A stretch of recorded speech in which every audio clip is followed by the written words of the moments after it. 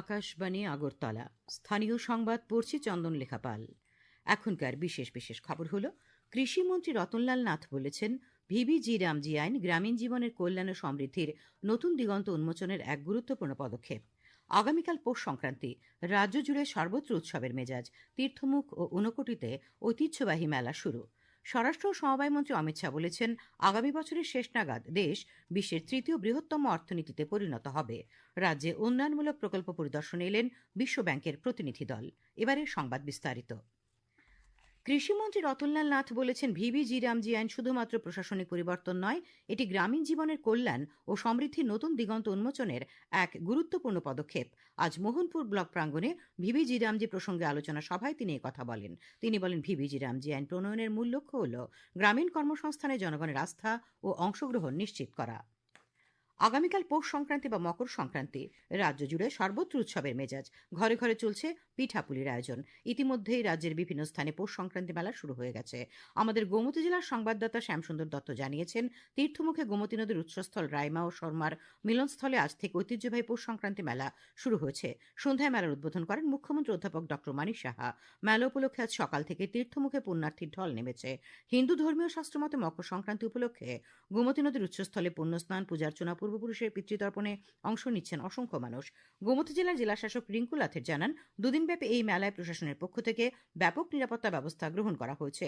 জাতি, ধর্ম, বর্ণ নির্বিশেষে সকল অংশের জনগণের মিলন মেলায় পরিণত হয়েছে এই ঐতিহ্যবাহী মেলা।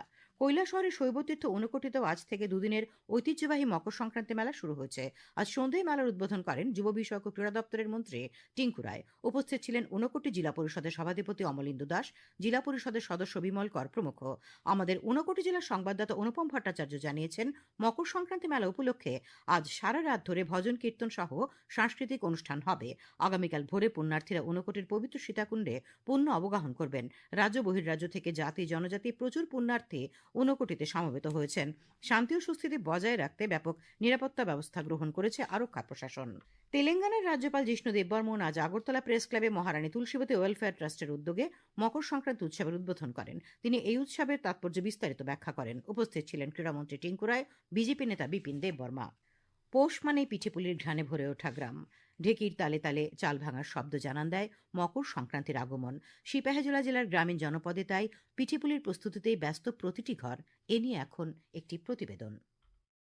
মেলাঘরের তেল কাজলা ও নলছড় এলাকায় এখনো দেখা যায় বুড়ির ঘর আর ঢেকির শব্দ।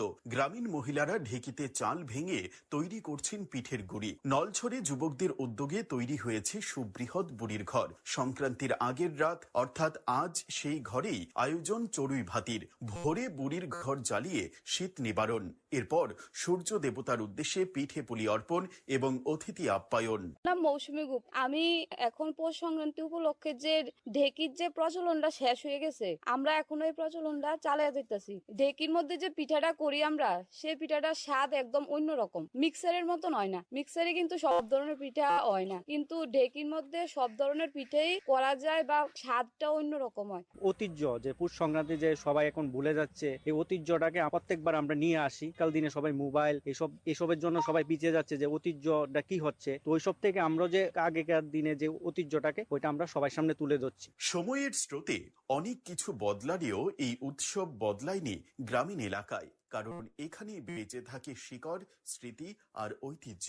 সিপাহীজলা জেলা থেকে অভিজিৎ বর্ধনের প্রতিবেদন, সংবাদ কক্ষ থেকে রাহুল লোধ, আকাশবাণী আগরতলা। কৃষিমন্ত্রী রতনলাল নাথ আজ আগরতলার লঙ্কামুড়ায় আলপনা গ্রামে 3 দিনব্যাপী আলপনা ও পিঠেপুলি উৎসবের উদ্বোধন করেছেন। তথ্য সংস্কৃতি দপ্তর আয়োজিত এই উৎসবে তিনি বলেন, পিঠেপুলি উৎসব শুধু লোকজ ঐতিহ্য নয়, এটি আমাদের কৃষিভিত্তিক সমাজ ও কৃষকদের পরিশ্রমের স্বীকৃতি।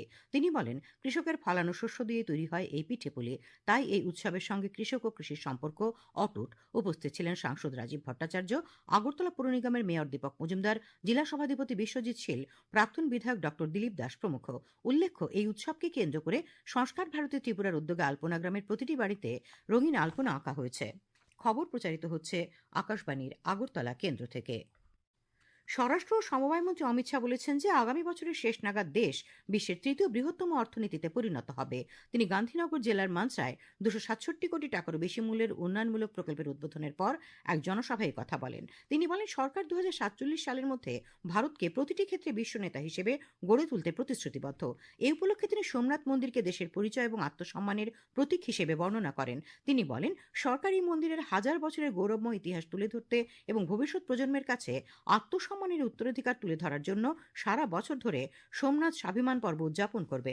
শ্রী শাহ বলেন, আহমেদাবাদ ক্রীড়ার ক্ষেত্রে একটি নতুন বৈশ্বিক কেন্দ্র হিসেবে আবির্ভূত হচ্ছে এবং 2036 সালের অলিম্পিক গেমস শহরে আয়োজনের প্রচেষ্টা চলছে। অন্য এক অনুষ্ঠানে শ্রী শাহ বলেন, ভারতের জৈব প্রযুক্তির ক্ষেত্রে অভূতপূর্ব প্রবৃদ্ধি হয়েছে। গান্ধীনগরে গুজরাট জৈব প্রযুক্তি গবেষণা কেন্দ্রের BSL-4 জৈব নিয়ন্ত্রণ সুবিধা উদ্বোধনের পর সমাবেশে তিনি বলেন, 2014 সালে দেশের জৈব অর্থনীতি ছিল $10 বিলিয়ন, যা 2024 সালের শেষ নাগাদ বেড়ে $166 বিলিয়ন পৌঁছেছে। বিশ্ব ব্যাংকের 3 সদস্যের এক প্রতিনিধি দল আজ খোয়াই জেলার তুলাশিখর ব্লকের পূর্ব রাজনগর এডিসি গ্রামে ত্রিপুরা গ্রামীণ অর্থনৈতিক বৃদ্ধি ও পরিষেবা বিতরণ প্রকল্প সরেজমিনে পরিদর্শন করেন। প্রতিনিধি দলটি গ্রামীণ সুবিধাভোগীদের সঙ্গে সরাসরি কথা বলেন এবং তাদের সমস্যা সম্পর্কে অবহিত হন। তারপর প্রতিনিধি দল খোয়াই জেলার মুঙ্গিয়াকামি এবং পদ্মবিল ব্লকের বিভিন্ন এডিসি গ্রাম পরিদর্শন করেন। অতিরিক্ত জেলা শাসক অভেদানন্দ বৈদ্য আমাদের আকাশবাণীর প্রতিনিধি আশিস চক্রবর্তীকে জানান, রাজ্যে গ্রামীণ অর্থনীতির বৃদ্ধি এবং পরিষেবা বিতরণ প্রকল্প মূলত বিশ্ব ব্যাংক অর্থায়িত একটি উদ্যোগ, যা জনজাতি কল্যাণ দপ্তরের মাধ্যমে বাস্তবায়িত হচ্ছে। এর লক্ষ্য হল 23টি জনজাতি অধ্যুষিত ব্লকে মানসম্মত শিক্ষা, সড়ক সংযোগ, সুস্থায়ী জীবিকা, মৎস্য চাষ, কৃষি, উদ্যান পালন ইত্যাদি প্রকল্পগুলি বাস্তবায়িত করা। মুখ্যমন্ত্রী অধ্যাপক ডক্টর মানিক সাহা বলেছেন, বিজেপি শুধুমাত্র একটি রাজনৈতিক দল নয়, এটি একটি আদর্শভিত্তিক সংগঠন যেখানে প্রতিটি কার্যকর্তার ভূমিকা অত্যন্ত গুরুত্বপূর্ণ। আজ আগরতলার আড়লিয়া কমিউনিটি হলে বিজেপির প্রতাপগড় মণ্ডল আয়োজিত সাংগঠনিক বৈঠকে তিনি কথা বলেন। আগামী দিনে দলের রাজনৈতিক কর্মসূচি নির্ধারণের লক্ষ্যেই এই বৈঠকের আয়োজন। মুখ্যমন্ত্রী সংগঠনের শৃঙ্খলা, ঐক্য এবং জনসংযোগ আরও জোরদার করার উপর বিশেষ গুরুত্ব দেন। তিনি সরকারের উন্নয়নমূলক কাজ এবং জনকল্যাণমূলক প্রকল্পগুলি সাধারণ মানুষের কাছে আরও কার্যকরভাবে তুলে ধরার নির্দেশ দেন। পাশাপাশি তিনি সমস্ত কার্যকর্তাকে জনগণের সমস্যার প্রতি সংবেদনশীল থাকার আহ্বান জানান। উপস্থিত ছিলেন প্রদেশ বিজেপি সভাপতি রাজীব ভট্টাচার্য, ডেপুটি মেয়র মনিকা দাস দত্ত প্রমুখ। উচ্চশিক্ষামন্ত্রী কিশোর বর্মন পড়াশোনার পাশাপাশি সমাজসেবার মানসিকতা উদ্বুদ্ধ হওয়ার জন্য ছাত্রছাত্রীদের প্রতি আহ্বান জানিয়েছেন। আজ সোনামুড়ার কবি নজরুল মহাবিদ্যালয়ের নবীনবরণ অনুষ্ঠানে বক্তব্য রাখতে গিয়ে তিনি এই আহ্বান জানান।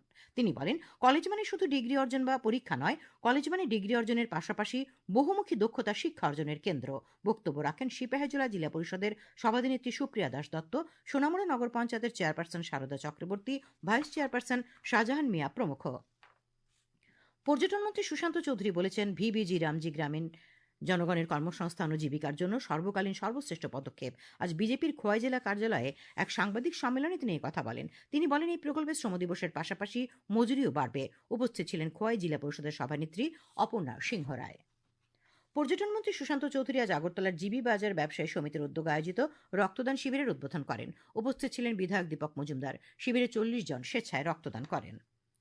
জাতীয় নিরাপত্তা মাস উপলক্ষে উত্তর ত্রিপুরা জেলায় সড়ক নিরাপত্তার উপর জোর দেওয়া হয়েছে এবং যানবাহনের দুর্ঘটনা কমানোর লক্ষ্যে একাধিক কার্যকর পদক্ষেপ গ্রহণ করা হচ্ছে। জেলাশাসক চাঁদনী চন্দ্রন আজ ধর্মনগরের এক সাংবাদিক সম্মেলনে এই খবর জানান। এদিকে জেলা পুলিশ সুপার অবিনাশ রায় জানান, আগামী 15 জানুয়ারি থেকে উত্তর ত্রিপুরা জেলায় নো হেলমেট নো পেট্রোল নীতি কার্যকর হবে। নাবালকদের যানবাহন চালানোর ক্ষেত্রে আইন আরও কঠোরভাবে প্রয়োগ করা হবে। এই ক্ষেত্রে সংশ্লিষ্ট অভিভাবকের 3 বছরের কারাদণ্ড হতে পারে। যানবাহনের লাইসেন্স 12 মাসের জন্য বাতিল করা হবে এবং নাবালককে 25 বছর বয়স পর্যন্ত কোনো ধরনের যানবাহন চালানোর লাইসেন্স দেওয়া হবে না বলে পুলিশ সুপার জানিয়েছেন। বিসিসিআই আয়োজিত অনূর্ধ্ব 15 বছরের প্লেট গ্রুপে মেয়েদের জাতীয় ক্রিকেটের চ্যাম্পিয়ন ত্রিপুরা দলকে সম্বর্ধনা দিল রাজ্য ক্রিকেট অ্যাসোসিয়েশন। আজ এমবিবি স্টেডিয়ামের ক্লাব হাউসে হয় সম্বর্ধনা অনুষ্ঠান। উপস্থিত ছিলেন টিসি এর সহসভাপতি উপানন্দ দেববর্মা, কোষাধ্যক্ষ বাসুদেব চক্রবর্তী প্রমুখ। প্লেট গ্রুপে চ্যাম্পিয়ন হওয়ার সুবাদে আগামী মরশুমে ত্রিপুরা দল এলিট গ্রুপে খেলবে। আবহাওয়া, আগামীকাল আকাশ আংশিক মেঘাচ্ছন্ন থাকবে। আজ দিনের সর্বোচ্চ তাপমাত্রা ছিল 27.8 ডিগ্রি সেলসিয়াস এবং সর্বনিম্ন 13 ডিগ্রি সেলসিয়াস। আগামীকাল দিনের সর্বোচ্চ তাপমাত্রা 27 ডিগ্রি সেলসিয়াস এবং সর্বনিম্ন 13 ডিগ্রি সেলসিয়াসের কাছাকাছি থাকতে পারে। শেষ করার আগে খবরের বিশেষ বিশেষ অংশগুলি আরেকবার। কৃষিমন্ত্রী রতনলাল নাথ বলেছেন, ভিবিজি রামজি আইন গ্রামীণ জীবনের কল্যাণ ও সমৃদ্ধির নতুন দিগন্ত উন্মোচনের এক গুরুত্বপূর্ণ পদক্ষেপ। আগামীকাল পৌষ সংক্রান্তি উপলক্ষে রাজ্য জুড়ে উৎসবের মেজাজ, তীর্থমুখী ঊনকোটিতে ঐতিহ্যবাহী মেলা শুরু। স্বরাষ্ট্রমন্ত্রী অমিত শাহ বলেছেন, আগামী বছরের শেষ নাগাদ দেশ বিশ্বের তৃতীয় বৃহত্তম অর্থনীতিতে পরিণত হবে। রাজ্যে উন্নয়নমূলক প্রকল্প পরিদর্শনে এলেন বিশ্ব ব্যাংকের প্রতিনিধি দল। স্থানীয় সংবাদ আজ এখানে শেষ হলো। পরবর্তী বাংলা স্থানীয় সংবাদ শোনা যাবে আগামীকাল সকাল 7:35 মিনিটে।